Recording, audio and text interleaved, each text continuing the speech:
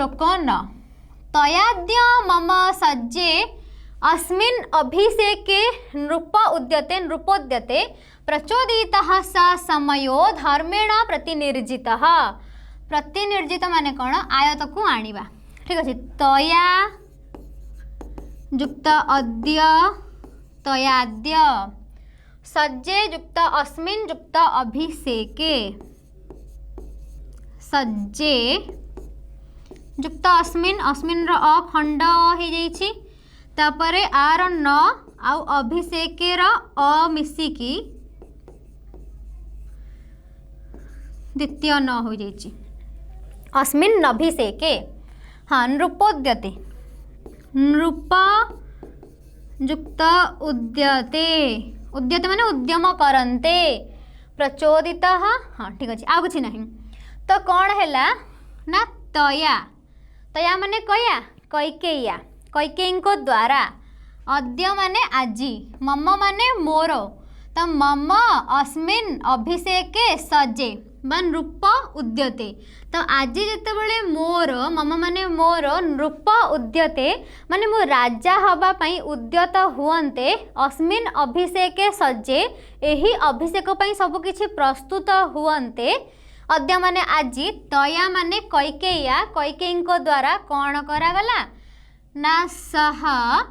समयः प्रतिनिर्जितः सह धर्मेण तया धर्मेण प्रतिनिर्जितः सह समयः प्रतिनिर्जितः प्रचोदितः तार अर्थ कौन मु कहूँ देख अद्य माने आजी नृपोद्यते माने मोर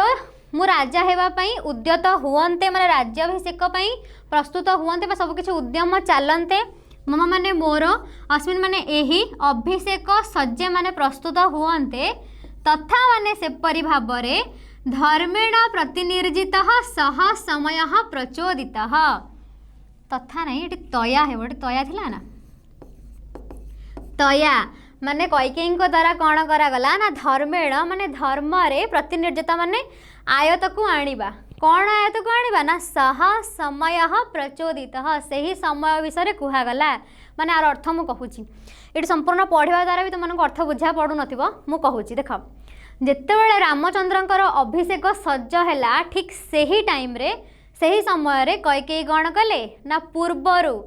धर्म रे जो सत्य प्रतिज्ञा नहीं बा कराइथिले राजा दशरथ को सही समय कथा लिखाई ना सह समय प्रचोदितः सही समय कथा कैकेयी मन पकाई देले जे राजा दशरथ मन अच्छी तो दुईटी वर प्रदान करथिले आपण आज पूरा करिवे एमती कहिथिबे से तापर देखिबा कौन होउछि एटा पिला माने कौन होइछि ना एटा जो हमर वाच्य तीन प्रकार थाए कर्तृवाच्य कर्मवाच्य भाववाच्य ठीक अच्छे एटा कर्मवाच्य कहीं देख ये सह समय ये कौन होइछि ना कर्म प्रथमा विभक्तिर अच्छी कर्म उक्त अच्छी उक्त कर्म हेले प्रथमा विभक्ति हो जाए उक्त कर्मणि प्रथमा तेणु कौन हुए एटा धर्मेण प्रतिनिर्जित तया बोली अनुक्त कर्तरी तृतीया हो जाइछि वाच्य पढ़ले भल भाव में बुझीपार ठीक अच्छे आर अर्थ एति जान कि जिते मोर अभिषेक सब किसी प्रस्तुत हो गला सेतेबेले माता कैकेयी द्वारा सही समय कथा मन पकाई दिगला क्या दशरथ को मन पकाई देले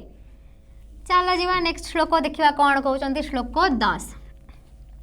14 ही वर्षाणि वस्तव्यं दंडके मया पित्रा मे भरतश्चापि यौवराज्ये नियोजितः गोटे ही संधि पाइली भरतः युक्त च युक्त अपि भरतश्चापि विसर्ग च मिसीगला च होगला पुणी अरे अ मिसीगला आकार होगला चापी केते इजी ना संधि विधान बोले गोटे वीडियो बनई से वीडियोटी को जाके देखिबो केमती अ मिसीगले आ हो जाउछि बा आउ कोन मिसले आ हो जिवो दीर्घ हेबो ए सब तुमे माने भल से जानि परिबो। अच्छा देखिबा तो कहा जाउछि कि माया माने मो द्वारा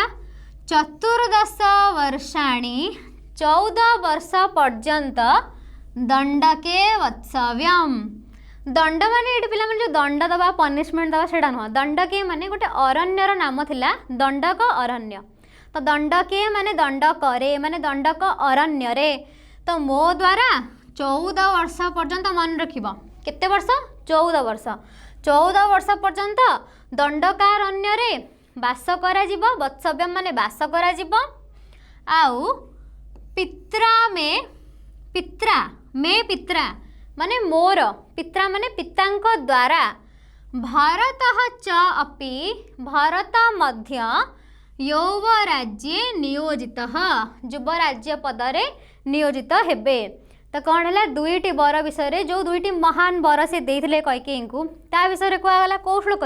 अष्टम श्लोक तापर नवम से कहले कि कैकेयी दशरथ को मन पकईदे मोर अभिषेक समय कि दुईटी वर आपण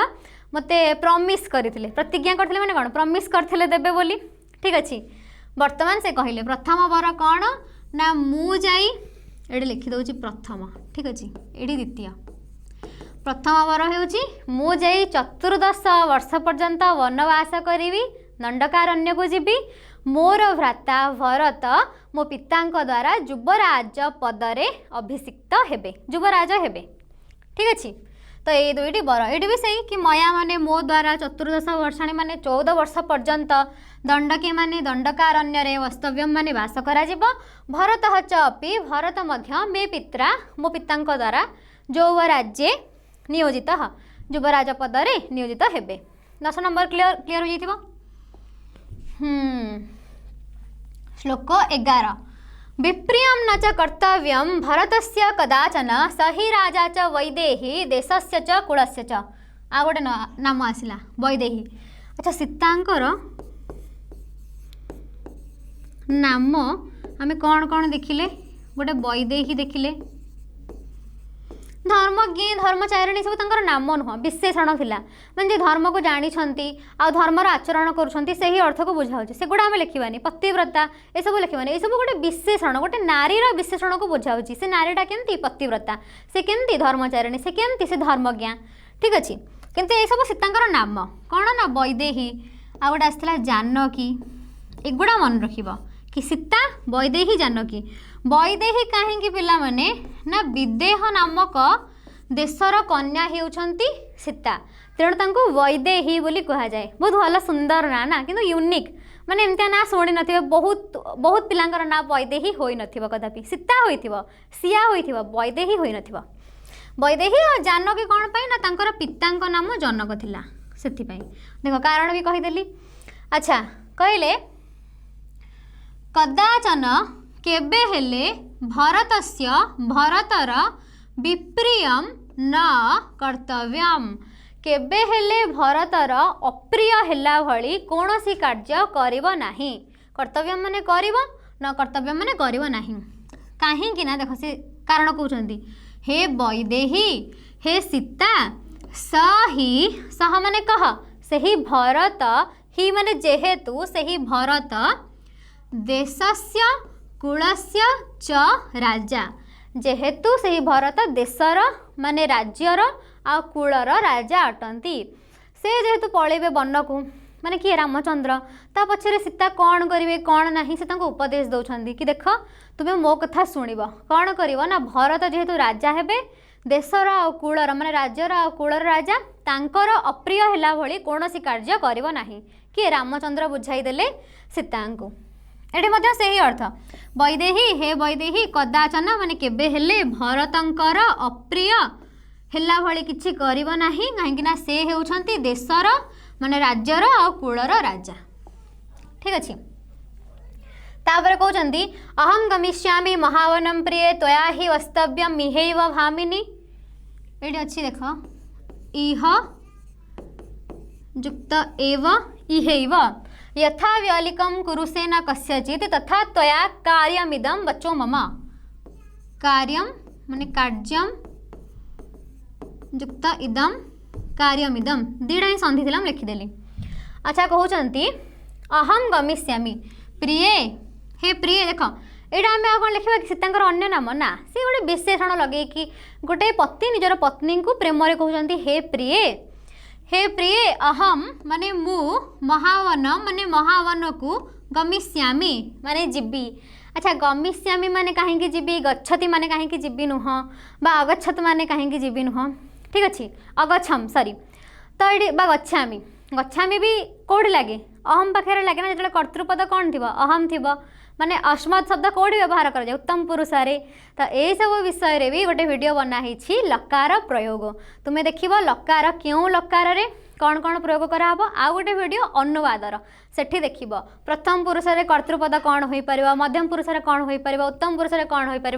सबू किसी स्पष्ट भाव में बुझाई दि जाए तुम्हें निश्चित भाव में देख पाने। अच्छा कहते अहम महावनम गमिष्यामि हे प्रिय मु तो महावन को जीवी त्वया ही इह एव वत्सव्यम भामिनी भामिनी माने सुंदरी हे सुंदरी मु तो वन को जीवी कहले हे प्रिय मु तो वन को पलैबी हे भामिनी हे सुंदरी इह एव इह माने एही ठारे एठारे त्वया ही वत्सव्यम तुम्हें एठारे ही बास करिब माने मु वनवास को पलैबी किंतु तुम्हें तो एठारे ही बास करिब ना तेणु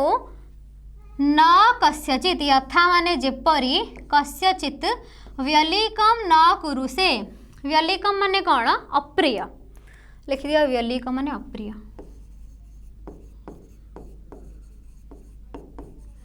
व्यलिकम नाम अप्रियम अप्रिय तो कहते यथा माने जेपरी कस्यचित कहार हेले व्यलिकम न कुरुसे व्यलिकम माने अप्रिय करिव नाही कहार हेले कोनोसी अप्रिय हेला भली कार्य करिव नाही तथा त्वया कार्यमिदम वचो मम ठीक अच्छे तो मम वच माने मोर वचन अटे कौन मु जेमिति इदम कार्यम त्वया ठीक अच्छे से कहते यथा मम वच जेमिति मु कहली त्वया तथा कार्यम तुम्हें सेमिति करवा उचित देख से निज पत्नी को छाड़ी वनवास रे जीवे आ पूर्व भी से कहले ना कि भरत राजा हेबे तुम्हें तांकर अप्रिय हैला भली कौन कार्य करिवो नाही तो से पुनर्बार निज पत्नी को बुझाई कि जाउछंती कि देख भामिनी हे सुंदरी हे प्रिय मु वन को पलैबी तुम्हें एठी ही रहिबो तुम्हें कहार कौनसी अप्रिय हैला भली कार्य करिवो नाही जेमिति मु कहली यथा मम वचः जेमिति मोर वचन अटे जेमिति मु कहली तथा त्वया कार्यम से भली भाव में तुम द्वारा करा जिबा उचित बा करिबा उचित ये भी सही थी प्रिय हे प्रिय अहम महावनम गमिष्यामि मु महावन को जीवी हे भामिनी हे सुंदरी त्वया ही इहैव वस्तव्यम तुम्हें एही ठारे ही रहिब यथा माने जेपरी कस्यचित माने कहार व्यलिकम माने अप्रिय कार्य न कुरुसे करिब नाही तथा त्वया मम इदम वचः कार्यम जेमिति कहली सेमिति मोर वचन को पालन करिब क्लियर भल लगुच पढ़िया श्लोक सबू कौटी थिले 12 13 अच्छा एवं उक्ता फास्ट ही संधि मिलगला एवं युक्त उक्ता माने एपरी कुहा जाउथिबा तू वैदेही प्रियार्हा प्रियार्हा माने पिला माने कौन माने जे प्रीति योग्य अटे माने भल पाइबार योग्य अटे जे प्रियवादिनी जे मधुर भाषिणी माने जे हितकर कथा कही थाए आ मधुर कथा कही थाए एमती लोक पिला माने संसार किए बंधु हो पारंती बंधु बांधव हो पारंती माने जे आमर बेस्ट फ्रेंड बा पत्नी पत्नी ही जे कि प्रिय कथा कहब पुणी मिठा कथा कहब माने भल से सब किछि बुझाई कि कहब प्रणया देव प्रणयात युक्त एब कहले देखा एब क्यों अर्थ रे व्यवहार करा जाई थाए बहुत थर आगुर पढ़ला बेले कहि तुम माने कह कमेंट सेक्शन रे कमेंट कर एबर अर्थ कौन मु कहबिनी आज संक्रुद्धा भर्तारम इदम अब्रवीत पूरा संधि होइछि भर्तारम पिला माने स्वामी को भर्ता शब्द अर्थ होइछि स्वामी इदम माने एहा अब्रवीत माने कहिले तो देखिबा कौन हैला ना अब्रवीत माने कहिले किए कहिले कौन कहिले ना प्रियार्हा प्रीति योग्या वैदेही विदेह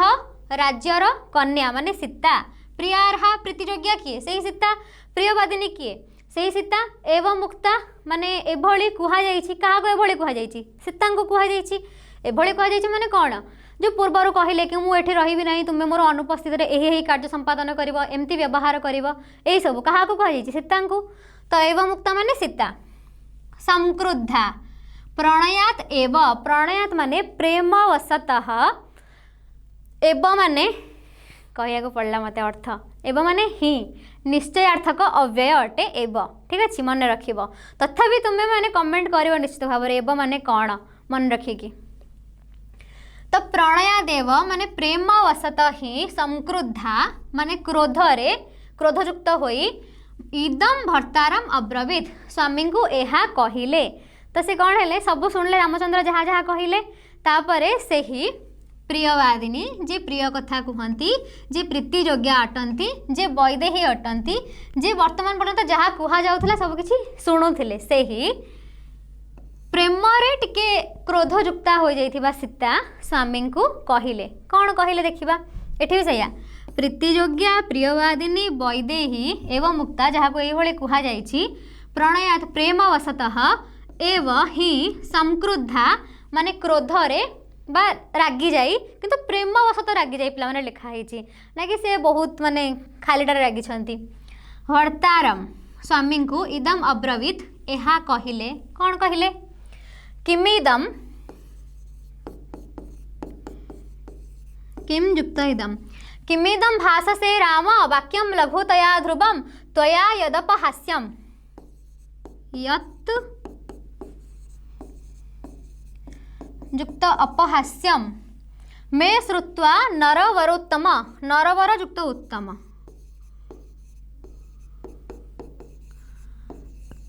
देख नरवरोत्तम माने कौन मनुष्य श्रेष्ठ किए रामचंद्र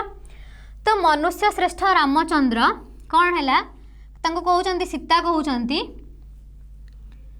राम वाक्यम लघुतया ध्रुवम ध्रुवम माने पिला माने निश्चय ठीक अच्छे तो कहते किमिदम भाससे हे राम माने निज स्वामी को कहते हे राम हे नरवरोत्तम हे मनुष्य मानक मध्य श्रेष्ठ मनुष्य कौन ये कहूच किम इदम कौन थी भाससे कौन ये कहूच माने एमती कहीं कहते पिला माने कहूँ शुण ध्रुवम वाक्यम लघुतया त्वया यद अपहास्यम श्रुत्वा मे माने मे श्रुत्वा से कौन कहते पिला माने देख ये अन्वय को आसवा हे राम लघुतया इदम किम भाससे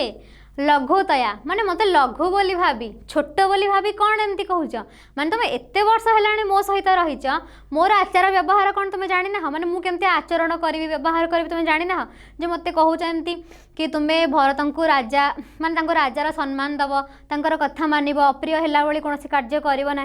कि कहार भी अप्रिय है भाई कौन कार्य करना जदि जड़े स्वामी निजर स्त्री को एमती कहते माने कौन से भल भाव जानी ना ना तो कही ना कि सेमती नुहे पिला माने बहुत विषय आम जानी था तथापि भी आमको बापा माँ मैंने गुरुजन मैंने कही था कि तुम्हें एमती करवा उचित कहीं गुरुजन तांकर दायित्व ही सही कि सब बेले से आमको ठीक बाट देखाऊे किंतु जेहेतु सीता टिके अभिमान करथिले तो से राम को एमती रागी जाई कहउछंती कौन आप मत जानी ना लघुतया माने कौन मत छोट बोली भाभी एमती कहउछंती छोट कर दउछंती एमती वाक्य द्वारा हे नरवरोत्तम हे पुरुष श्रेष्ठ त्वया यत् उक्तम ये अच्छे त्वया ठीक अच्छे यत् उक्तम ये अच्छे ना यत् तुम द्वारा जहाँ कुहागला बा कुहा जाइछि श्रुत्वा मे अपहास्यम जायते शुणी मोर अपहास्य जात होछि माने कौन मोर भितर कौन होछि ना मते हस लगुच माने रागिकी अच्छी से हसुंट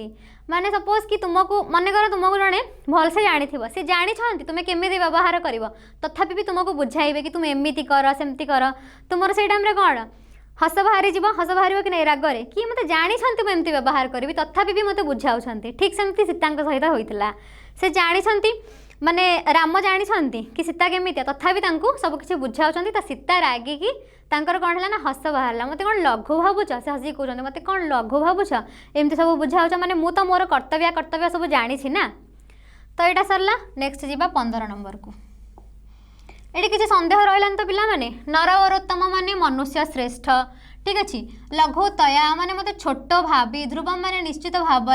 वाक्यम माने यही वाक्य को किम इदम वाक्यम भाषसे राम माने रामचंद्र को संबोधन कर कौन मत छोट बोली भाभी यही भाई वाक्य कहूछ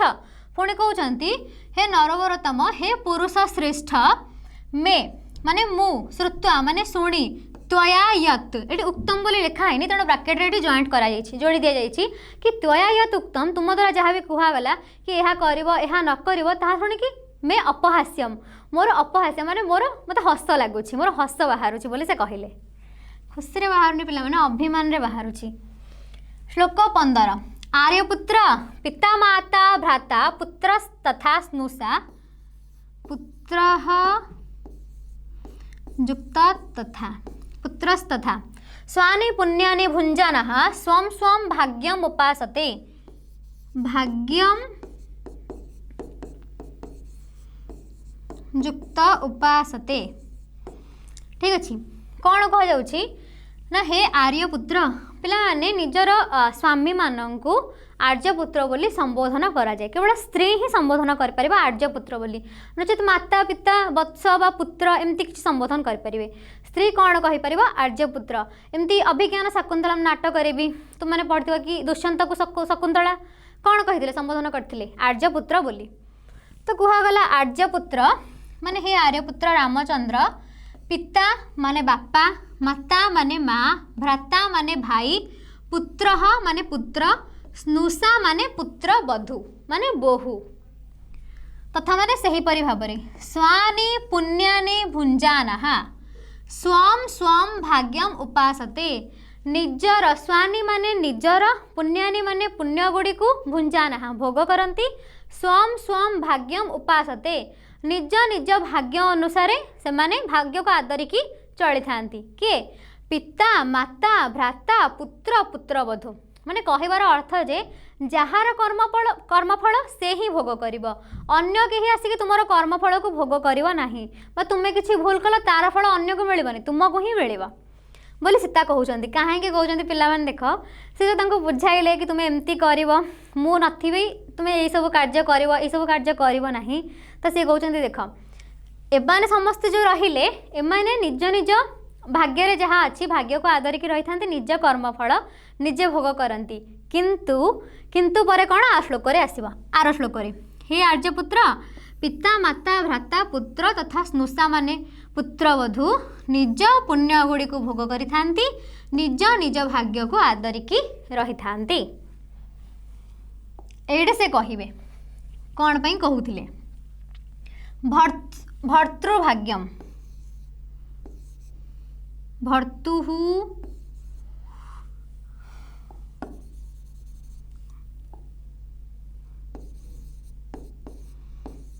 युक्त भाग्यम भर्तुर्भाग्यम बोली हो जाइछि माने ए विसर्ग रेफ होइकी भ पाखकू पळै आछि। ठीक अच्छे भर्तृभाग्यम तो नारी एका नार्जी एका लिखाई नारी युक्त एका प्राप्नोति पुरुषर्षभ पुरुष ऋषभ पुरुषर्षभ पुरुष मानक मध्य श्रेष्ठ अतश्चैवा हमादिष्टा संधि अच्छी अतः च एव अहम आदिष्टा केते बड़ संधि पिला माने किंतु बहुत इजी शब्द जो संधि विच्छेद करदे बहुत सहज लगुनि पढ़िया अतः माने एणु च माने ओ एवं माने निश्चय अहम माने मु आदिष्टा माने मोते आदेश करा जाइछि। ठीक अच्छे बने वस्तव्यम इत्यपि वस्तव्यम युक्त इति युक्त अपि वस्तव्यम इत्यपि लिखि दियो वस्तव्यम युक्त इति युक्त अपि तो कौन कहउछंती ना भर्तृभाग्यम तो नारी एका प्राप्नोति हे पुरुषर्षभ हे पुरुष श्रेष्ठ पिता माता भाई भौणी स्वामी आउ स्त्री माने स्नुषा जो कहगला माने पुत्र वधू एमाने समस्ते निज निज कर्मर फल को निजे भोग करती निज भाग्य को आदरिकी रहती किंतु नारी एका स्त्री ही एका एही भली जणे थाए जे कि भर्तृभाग्यम भर्त शब्दर अर्थ बोली मु कहितली कौन स्वामी स्वामीर भाग्य को ही कौन करि थाए प्राप्नोति प्राप्त करि थाए माने स्वामी भागरे जहाँ आसे स्त्री भागरे भी ताहा ही आसे। आउ कौन कहउचंती अतः च एव अहम आदिष्टा बने वस्तव्यम इति अपि तेणु तुमको जितेबाला आदेश मिलला कि रामचंद्र तुम्हें वन को जीव तुम्हें मोर स्वामी मत भी से आदेश मिलगला कि सीता तुम्हें वन को जीव मान से कहार अर्थ कौन जे समस्ते निज भाग्य को आदरिकी रहती एका नारी ही एका स्त्री ही स्वामीर भाग्य अनुसार चली थाए तुम भाग्य वनवास अच्छी माने मो भाग्य भी वनवास अच्छी तुमको पिता आदेश देदेले वनवास कर माने मते भी ऑटोमेटिकली आदेश मिलगला ठीक अच्छे हे पुरुषर सभ हे पुरुष श्रेष्ठ एका नारी तू माने नारी ही भर्तु माने स्वामीर भाग्यम माने भाग्य को प्राप्नोति माने प्राप्त करि थाए प्रयुक्त आपनोति प्राप्नोति आपनोति माने प्राप्त करि थाए ठीक अछि अतः एणु वने वत्सव्यम देख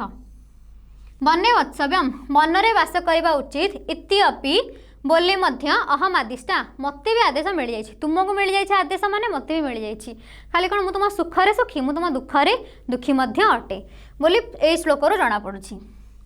तापर देखिबा 17 प्रासादाग्रे विमानैर्वा प्रासाद युक्त अग्रे प्रासादाग्रे विमानैः युक्त वा विमानैर्वा वैहायस गतेन वा सर्वावस्थागता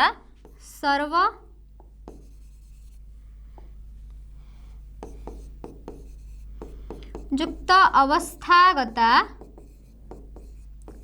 सर्वावस्थागता भर्तुः पादछाया विशिष्यते देख भर्तुः माने स्वामींकर पादछाया को विशिष्यते माने अपेक्षा करि थाए बा विशिष्ट अटे कहा नारी कौन से कहते देख प्रासाद आग्रे माने प्रासादर उपरी भागरे प्रासाद माने राजमहल बा उच्च अट्टालिका माने तुम्हें कहीपर बड़ बड़ बिल्डिंग सब ठीक अच्छे तो आग काल कौन था राजमहल थिला ना सीता समय कथा कहूँ तो राजमहल कथा भाव ना प्रासाद माने राजमहल तो से राजमहल उपरी भागरे हो विमान ही माने व्योमयान माने आकाशयान हो बा बह्यायश गते ना बह्यायश माने कौन आकाश रे जो जान चली थाए बा आकाश रे आमे जो जाई परिबा जहाँ पाखरे कौन किसी विद्या थिबो जो विद्या द्वारा से आकाश रे उड़ी परिबो सेही भली विद्या भी थाउ ता पाखरे तो से तुम्हें प्रासादर ऊपर जाओ कि विमान रे जाओ बा आकाश को जाओ जुआड़े भी जाओ सर्वावस्थागता तुम्हें जो अवस्था भी रुह किंतु सब बेले गोटे नारीर कौन होता है भर्तुः पादछाया विशिष्यते माने से निजर स्वामी पाखरे रहिया ही पसंद करे निज स्वामीर पादछाया ही तापाई विशिष्ट अटे बोली भाव यह श्लोक आसुअछि अन्वय करके जहाँ पढ़ली एठी मध्य से सब ही अच्छी खाली मन एतिकी रख प्रासादग्रे माने प्रासादर उपरी भागरे विमान ही माने व्योमयान तुम्हें कहीपर व्योमयान माने कौन उड़ाजाहाज आउ सेतेबेले उड़ाजाहाज नथिला किंतु थिला रावणर नथिला पुष्पक विमान सेतेबेले भी थिला अच्छा बह्यायश गतेन माने आकाश रे कौन से तुम विद्या थी से शक्ति थी ना देवता मैंने किसी मंत्र पढ़ी एमती उपरक उठी उठी जी युद्ध करेंगे सांगे सांग बड़ हो सांगे सांग छोट हो पाखे से शक्ति थिला तो सी कौन तुम्हें जिते शक्तिर प्रयोग कर जोठी रुह ऊपर रुह तले रुह आकाश रुह जोठी भी रुह किंतु स्वामी जोठी अच्छी स्वामीर पाद छाया ही स्त्री कौन थाए खुशी थाए बोले एथुरु अर्थ आसुछि तापर देखिबा श्लोक 18 अहम दुर्गम गमिष्यामि वनम पुरुषवर्जितम नाना मृग गणाकीर्णम शार्दूलम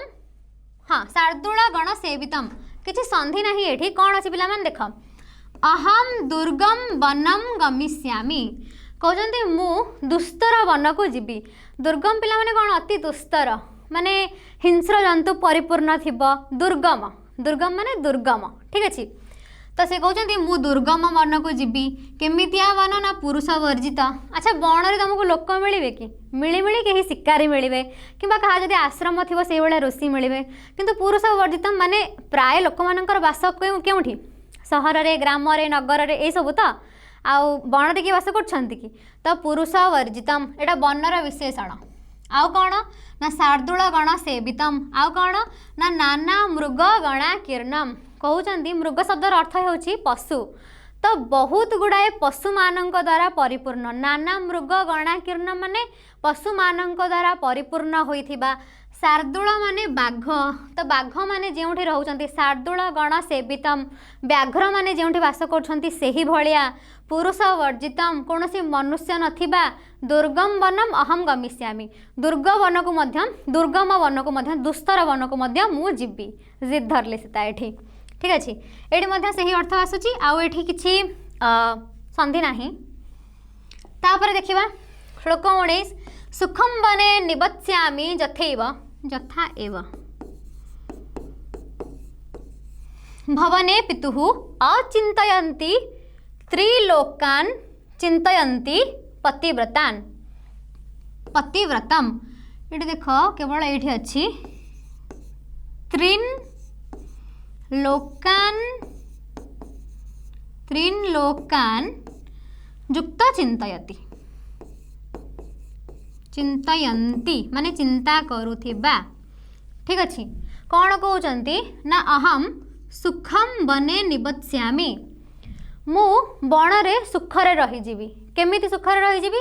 कहते यथैव पितुः भवने, जेमिति मो बापांकर भवन रे राजभवन रे खुशी रे रहूथिली तुम सांगरे मु सेमिति बणरे खुशी रे रहीजिबि। के कहते सीता त्रीन लोकान अचिंतयति, तीनोटी लोक को स्वर्ग मर्त्य पाताल। ठीक अच्छे, मर्त्य माने जोठी आमे रोचे, पाताल माने जोठी असुर माने रहउचंती, स्वर्ग माने जोठी देवता माने रहउचंती। तो ये तीन लोक को अचिंतयंती, मु चिंता करूनी,